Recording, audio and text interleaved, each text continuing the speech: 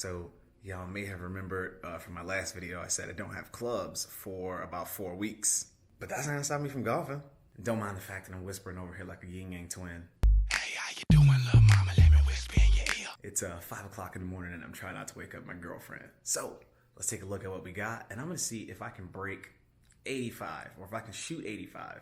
85 or lower with just 4 clubs in the bag. Obviously, one of them is gonna be a putter, but here's what I scrambled together. All right, so my weapons of choice: 50-degree wedge. Obviously, gotta have yourself a wedge there. 7-iron. More lead tape on this bad boy than somebody working in Chernobyl. Understand that even with lead shielding, it may not be enough. And then my trusty 4.5 hybrid, Cobra. See what we can do out there on the golf course. So let's grab us a polo. This'll do. And some golf shoes. By the way, if y'all haven't tried these new Under Armour, whatever these speed looking shoes are, bro, I'm not normally an Under Armour person, as you can see. I typically wear Nike, but I can't knock a good shoe when I see one. Just passing on some friendly advice. Not sponsored by Under Armour, but I see a lot of Instagram golf influencers out there catching these clothing deals. So I'm just saying, Nike, your boy been wearing clothes for free. If you want to holler at me, give me a call. It's too early in the morning for this nonsense. Let's do it right meow.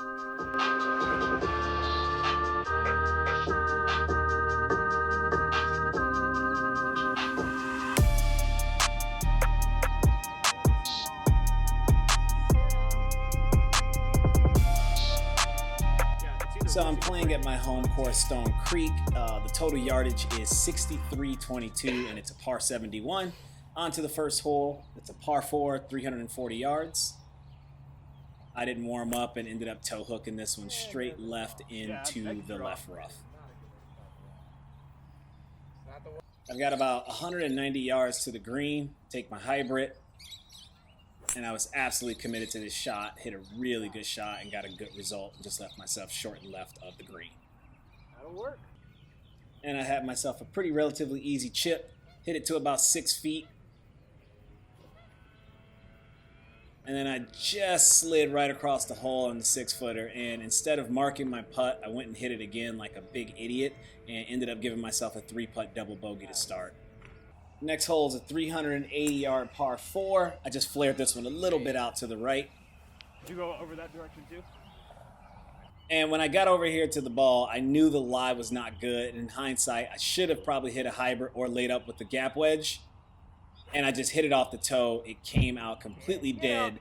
And fortunately, I caught a lucky bounce and the ball kicked out on some rocks over here to the left of the cart path. It's a pretty easy shot just onto the backside of the green. I had about 20 feet to save par. And just moseyed it on up to the hole and then tapped in, took my bogey and moved on. I wasn't aware of this at the time, but my alignment has gotten really far left to my target. I thought I hit a draw on this shot because I thought I was aimed a little bit left of the pin. I was not, as you can see from my body lines. I was aimed probably 30 to 40 yards left of the green. I had a really long chip over to the green, ended up towing it and leaving it short, giving myself about 30 feet or so, 40 feet for a putt. Hit that one just really poorly, and we are getting off to a very, very bad start. I end up missing this putt, and now we've got ourselves 2 doubles and a bogey in the first 3 holes. I do my best to collect myself. I hit a pretty good shot on this one, but ended up toe hooking it just right into the center of the fairway. I had about 190 yards to the center of the green, and I knew this wasn't going to hold, and I just landed it right on the center of the green, and it rolled to the back. Had a pretty relatively easy chip down to the flag, left myself about 8 feet or so for a par save. I ended up just misreading it and ended up taking another bogey here. I had to hit a bit of a manufactured 7-iron here and ended up striking it just absolutely pure. It was coming in a little too low and just ended up scooting off the back of the green, but otherwise a good shot. Green's running away from you. I landed that chip exactly where I wanted to. Not much you can do with it. I completely misread this putt. Was not able to save par on that hole. I hit what I thought was a solid shot here, but it ended up just floating off into the bunker, and I am starting to get very, very frustrated. I tried to hit this shot out of the sand to lay it up, but ended up topping it straight into a bush. I had to take a penalty drop or a unplayable. This wedge shot again thinned it just a little too long over the back into yet another bunker. And at this point, I'm just starting to really lose my focus in the round.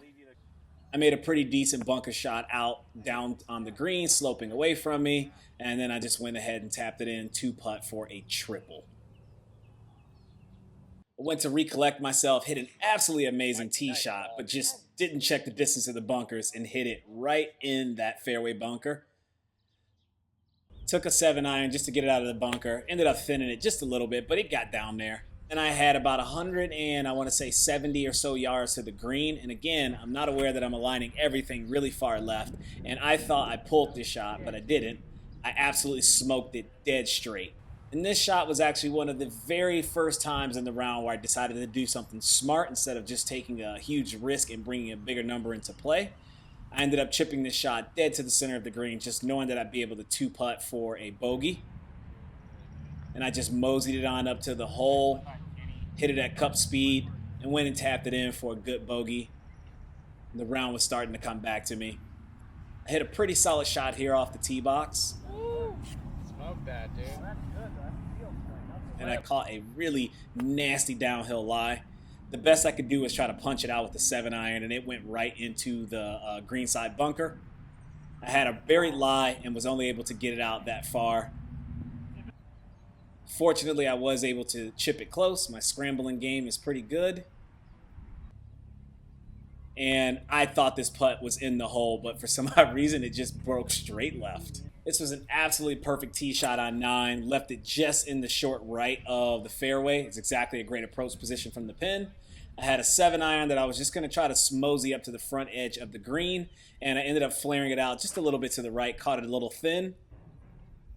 And I made an absolutely amazing chip shot from here and put it to about, I want to say, 4 or so feet. It was a really good scramble shot. My short game around the greens is just really on point. And instead of taking my time to mark this putt and just simply read a 4-footer because there's a lot of break on it, I just walk up to it and hastily try to tap it in and end up making yet another bogey. And it is at this point that I have almost reached my breaking point. I know I'm filming a video and trying to break 85, but at this point, I'm probably closer to shooting 100 than I am getting anywhere near 85. I think I tallied up my score, and I was about 49 on the front 9 at this point. So I gathered myself again and just decided that at this point, we've got to really dig deep and not give up on this round because there is still some good that can come out of this. I get over to the 10th tee box and hit myself an absolutely perfect shot just up the center left of the fairway. Very pleased with that result. And then I get up to the ball. I've got kind of a weird downhill lie, so I know the best place to miss is left on this green.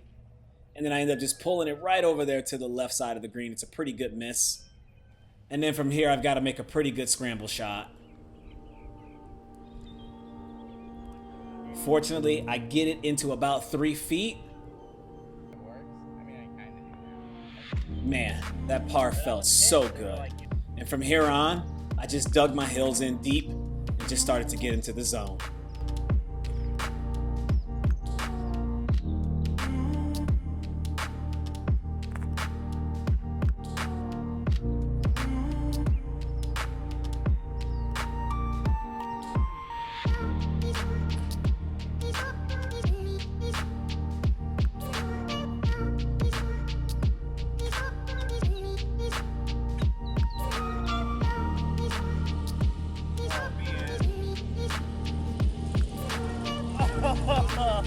How did that not go in?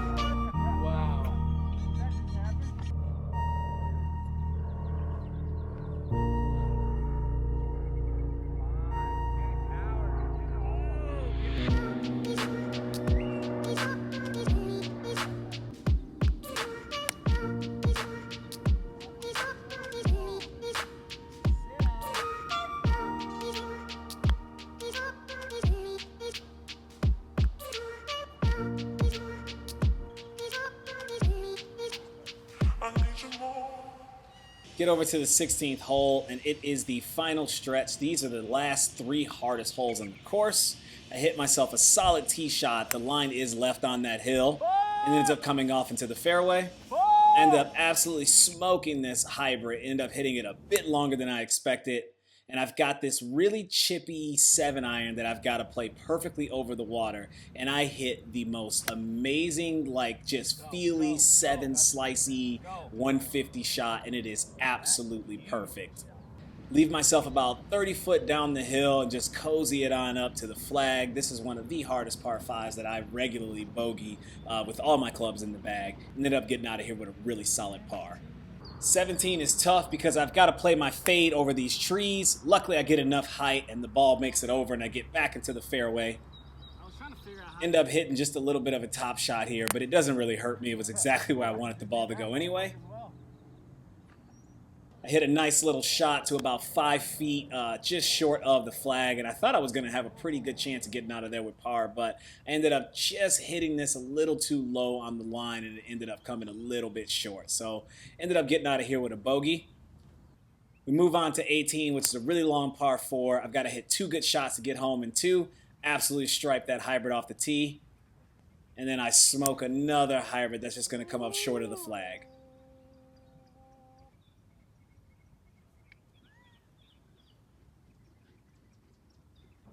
At the time, I didn't know if that birdie putt would get me to 85 or wherever it was on the scorecard, but a 2-putt tap in for par gives me an 87.